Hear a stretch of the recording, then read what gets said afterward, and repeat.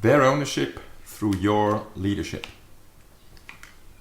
I recently was involved in an executive program for a business school, and part of the program was that these various leaders, these various executives, worked in groups as consultants to some companies. And what surprised me was that there was quite little concern, little consideration of these consultants with the question on what circumstances would the organization that they work for actually accept suggestions from these outsiders who came there and had a little analysis, and they then wanted to tell them how to change. If you work as a consultant, if you work as a coach, I imagine this is part of your DNA. This is part of how you operate, that you constantly think about ownership.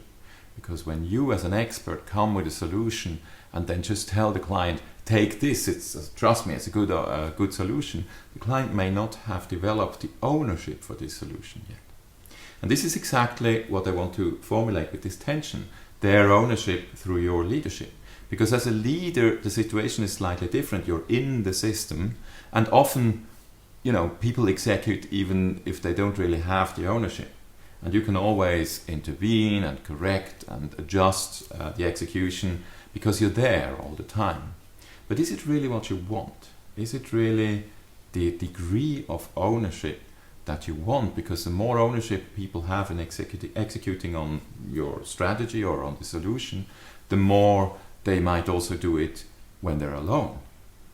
And so the interesting part is to ask yourself, what do you need to do so that from the very beginning you make sure that the people who will carry the solution in the end have enough ownership of these solutions or of the directions that they are taking.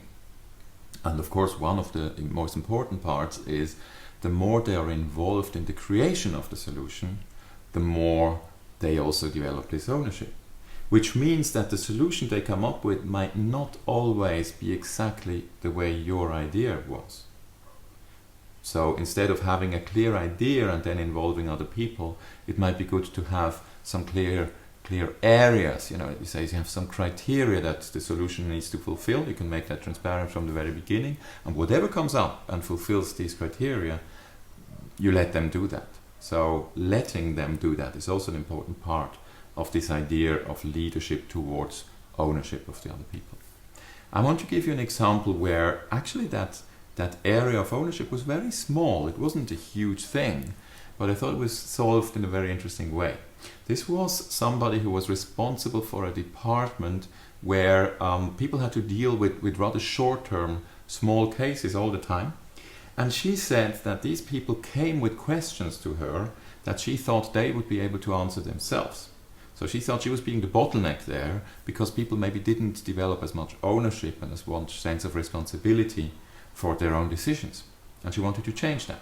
Now, fortunately, luckily, this situation was so that the team was quite young, so playful solutions were probably welcome.